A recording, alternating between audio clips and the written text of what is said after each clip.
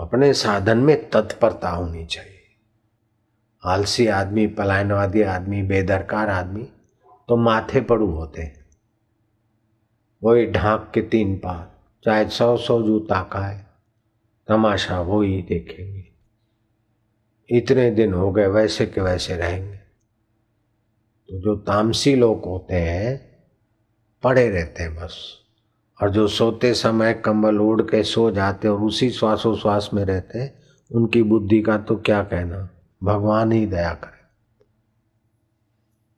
रात को शुद्ध हवा नहीं लेते तो फिर उनकी बुद्धि का तो क्या कहना। अपने को मानेंगे बड़े चतुर, लेकिन बुद्धि का कोई तमस नहीं छूटेगा। बुद्धि का तमस न छूटने से भी बहुत हानि होती।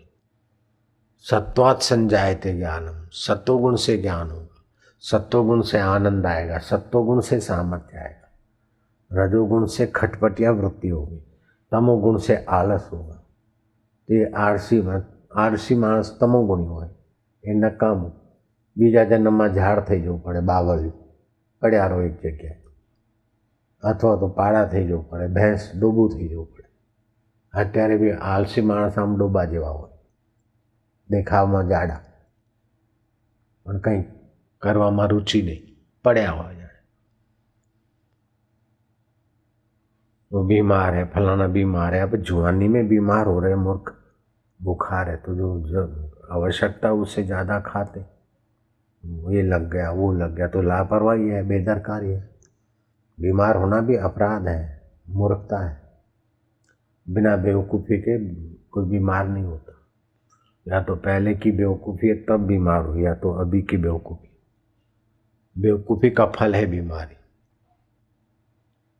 प्रज्ञा अपराधो मूलम सर्व रोगाणाम, प्रज्ञा के अपराध का ही नाम सब रोग। प्रज्ञा अपराधो मूलम सर्व दुखानाम, दोषानाम, सारे दुख और दोष का मूल है प्रज्ञा का अपराध। तो तमस प्रज्ञा है। और तामसी आदमी जो अपना पकड़ेगा वही कक्का सही। 20 साल से जिस विषय में लगे उसमें भी बरकत नहीं आएगी तामसी गुण के कारण।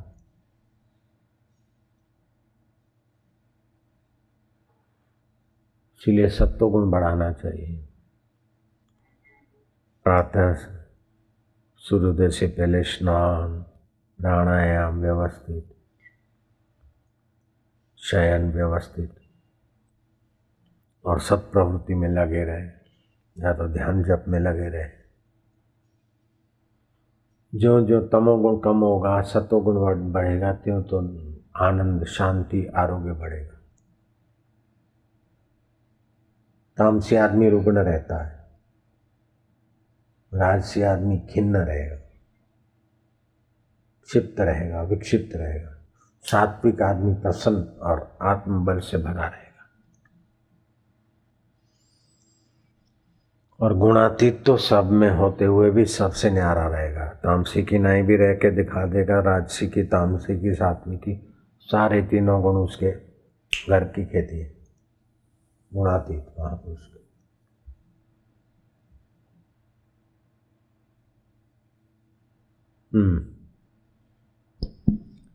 वशिष्ठ जी बोले, हे राम जी, सर्व दुख का देने वाला और सब सुख का फल सब ठौर, सब काल में, सबको अपने कर्म के अनुसार होता है।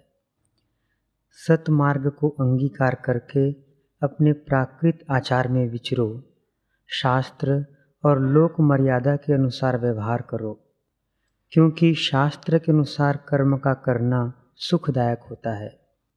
जिस पुरुष का शास्त्र के अनुसार व्यवहार है उसका संसार दुख नष्ट हो जाता है और आयु, यश, गुण और लक्ष्मी की वृद्धि होती है। जैसे वसंत ऋतु की मंजरी प्रफुल्लित होती है, तैसे ही वह प्रफुल्लित होता है। सत्शास्त्रों का विचार, कथा, संतों का संग, भगवान नाम, जो अपने आप का परम हित कर लेगा और इन 3 को छोड़ के मजूरी करके मर जाएगा। संतों की संगति, शास्त्रों का विचार और भगवान नाम का अनुष्ठान नहीं है तो बाकी जो भी करेगा फंस मरेगा। संतों की संगति से निष्काम कर्म भी करने में बरकत आएगी, शास्त्रों के ज्ञान से निष्कामता आएगी, भगवान नाम से भी पवित्रता आएगी, भगवान की प्यास जगेगी, भगवान का रस आएगा। जिनको प्रेमा भक्ति का रास्ता है उनको तत्व ज्ञान नहीं सुनना चाहिए। अब सुनते हैं तो सुना अनसुना कर देना चाहिए। भक्ति मार्ग वालों के लिए, प्रेमा भक्ति वालों के लिए वेदांत विचार करेंगे तो फिर शुष्क हो जाएंगे। जिनको वैराग्य खूब है, विवेक खूब है, त्याग खूब है, वो वेदांत सुन के पार हो जाते हैं तो अच्छा है। भक्ति से पार हो जाए अच्छा है, कर्म योग से पार हो जाए अथवा कर्म करते समय तत्परता से प्रभु की प्रीति के लिए, विचार भी प्रभु प्रीति के लिए। सत्संग तो बार बार सुनना चाहिए, आदर से सुनना चाहिए। हमारे गुरुजी बोलते थे कि जैसे अपनी निंदा सुनते न बड़ी तत्परता से, ऐसे ही सत्संग भी बड़ा सावधानी से सुनना चाहिए।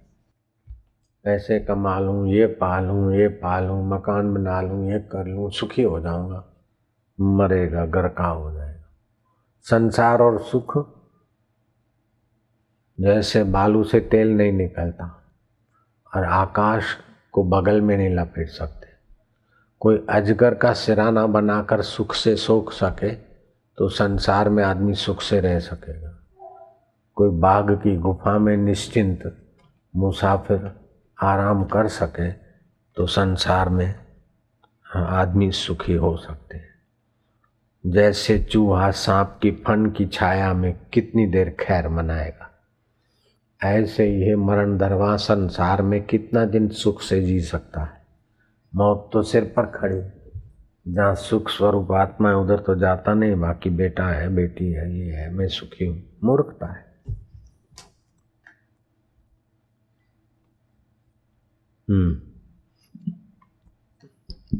राम जी कहते हैं, अब मैं अपने राम को रिझाऊं, बैठ भजन गुण गाऊं रे। अब मैं अपने राम को रिझाऊं, बैठ भजन गुण गाऊं। डाली छोड़ू ना, पत्ता तोड़ू ना, कोई जीव ना सताऊं। पात पात में प्रभु बसत है, वाही को शीस नवाऊं। अब मैं अपने राम को रिझाऊं, बैठ भजन गुण गाऊं। मेरा सच्चिदानंद राम है, प्रेमा भक्ति मेरा आनंद कंद राम है, रोम रोम में रम रहा है। मेरा परम सुहृद है, गुरु रूप में, शिव रूप में, कृष्ण रूप में मेरे प्रभु की कई कई छवियां हैं। इस प्रकार में अपने अरूपी को रूपवान और रूपवान को अरूपी रूप में सब जगह निहारता हुआ। डाली छोड़ू ना, पत्ता तोड़ू ना, कोई जीव सतना, कोई जीव सताऊं। पात पात में प्रभु बसत है, बाही को शीस नवाऊं। अब मैं अपने राम को रिझाऊं, बैठ भजन गुण गाऊं। गंगा जाऊं ना, यमुना जाऊं, ना कोई तीर्थ नाहूं। 68 तीर्थ घर के भीतर, घर मना हृदय के भीतर, तिन्ही में मल मल नहाऊं। अब मैं अपने राम को रिझाऊं। औषध खाऊं ना, बूटी लाऊं ना, को बहुत वैद्य बुलाऊं ना। पूर्ण वैद्य मिले अविनाशी, मेरा पूर्ण वैद्य राज तो वह भगवत रस है, भगवत शांति है। औषध खाऊं ना, बूटी लाऊं ना, को वैद्य ना बुलाऊं।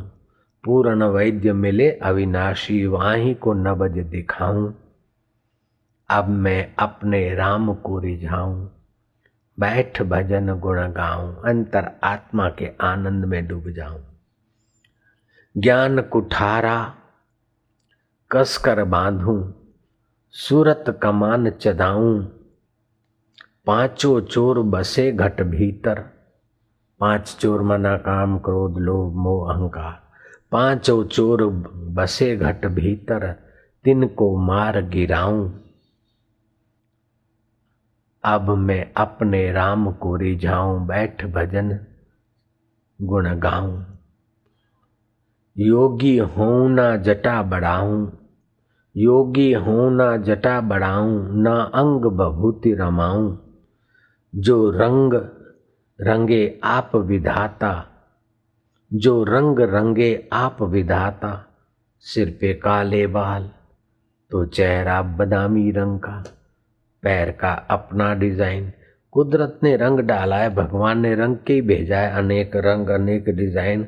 हाथ की उंगलियां अगर इस प्रकार मुड़ती नहीं तो कैसे उठाते। एक एक उंगली में दो दो तीन तीन जगह मोड़। उसी रंग से जैसा भगवान ने भेजा है उसी में मैं पर्याप्त हूँ। नया कोई रंग लगना नहीं, नए कोई मजहब में धर्मांतरण में मुझे जाना नहीं है। जो रंग रंगे आप विधाता, और क्या रंग चढ़ाऊं। चंद सूरज दो सम कर राखो, निज मन से बिछाऊं। चंदा और सूरज, दाहिने नथुन से श्वास लेते तो सूर्य नाड़ी, बाएं से श्वास चलता है तो चंद्र नाड़ी। प्राणायाम करके दोनों नाड़ियों के बीच की सुषुम्ना नाड़ी, उसी में रमण करूं। उसी नाड़ी की यात्रा करके अपने परमात्मा के सुख में मैं अपने आप को तृप्त करूं। चंद सूरज दो सम कर राखूं, निज मन से सेज बिछाऊं। अपने मन से परमात्मा की सेजा बिछाऊं। अपने मन को ही परमात्मा सेज के काबिल कर दूं, ताकि उसमें परमात्मा का आनंद, परमात्मा शांति, परमात्मा रस विराजे। कहत कबीर सुनो भाई साधो, आवागमन मिटाऊं। वासनाओं के कारण आवागमन होता, और वासना होती है सुख की, और सुख तो मुझे सूरज चंदा एक करके, सूर्य और चंदा नाड़ी एक करके सुषुम्ना में ध्यान करते करते अपने मन रूपी सहजा पर पिया के आनंद को, पिया के स्वभाव को ही जगाऊं। फिर मुझे जन्म मरण कहाँ। कहत कबीर सुनो भाई साधो, आवागमन मिटाऊं।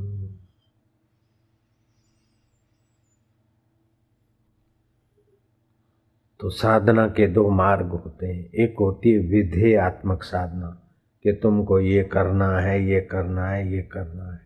वो सबके अलग अलग हो सकती है। किसी को शिव का करना है, किसी को राम का जप करना है, किसी को मंदिर जाना है, किसी को मस्जिद जाना है, किसी को कहीं जाना है, किसी को पाठ करना है। इस विधेय साधना में अनेकता होती है, अनेक प्रकार की होती है। लेकिन निषेध साधना सभी को एक प्रकार की, सभी धर्मों में झूठ बोलने से हानि होती है, ये निषेध साधना है। काम विकार से साधन वजन क्षीण होता है। फिर चाहे किसी भी मजहब का हो, चाहे शिव का भक्त हो, चाहे राम का, चाहे अल्लाह हो, चाहे गॉड का भक्त हो। दूसरे से धोखा करने से, दगाबाजी करने से मन अपवित्र होता है, ये असाधन है। ये असाधन सबके लिए समान है, साधन में भिन्नता है। असाधन अर्थात निषेधात्मक साधन सबके लिए एक ही है। तो साधना की दो धाराएं होती है। ये नहीं करना चाहिए, वो तो लगभग सबके लिए ऐसा है। ये करना चाहिए, वो सबकी अपनी अपनी रुचि, योग्यता, वातावरण। कोई कृष्ण की उपासना करे, कोई शिव जी की करे, कोई प्रणव का जप करे, कोई राम जी का करे, कोई करे। तो साधना विधेय साधना में मन पसंद के, लेकिन निषेध साधना तो भाई, निषेधात्मक साधना तो सबके लिए वही है। किसी भी मजहब में कोई भी ईश्वर के रास्ते जाता हो, किसी भी जाति का, किसी भी उम्र का, किसी भी भगवान को पूजने वाला भक्त, उसके लिए चोरी करना निषेध है, झूठ कपट करना निषेध है, काम विकार में डूबे रहना निषेध है, भोग विलास का कीड़ा बनना निषेध है, परनिंदा निषेध है। परनिंदा के समान तो कोई पाप ही नहीं, और पाप का तो प्रायश्चित है, लेकिन परनिंदा के पाप का प्रायश्चित भी नहीं। पर निंदासम अघन खगेशा, दूसरे की निंदा करने के समान दूसरा कोई पाप नहीं। तो ये पर निंदा की तो मना किया है सब में। तो संकल्प शक्ति का विकास करें, ध्यान करें, एकाग्रता लाएं, दृढ़ता लाएं, जप करें और अनुशासित रहें। संतुलित मन और संतुलित आहार और शांत मानसिकता और सत्य में, सच्चे व्यवहार में आकर सही सुनता हो। और धर्म पालने में, कर्तव्य पालने में कष्ट आ जाए तो हंसते हंसते, मन भावन काम तो मूर्ख भी कर लेगा, लेकिन जो काम मिले कर्तव्य रूप में उसको मन भावन बनाकर तत्परता से करना, उस कर्म का आनंद, वो कर्म योग हो जाएगा। तो अपने कर्तव्य में, अपने धर्म में, अपने साधन में तितिक्षा सहना, बस ये 10 प्रकार के सद्गुण भर जाए। नानक जी ने बड़ी सुंदर बात कही। नानक बोलते, एक बिन से एक थिर माने, अचरज लख्यो न जाई। एक बिन से एक थिर कर माने, अचरज लख्यो न जाई। काम क्रोध मोह वश प्राणी, हरि मूरत बिसराई।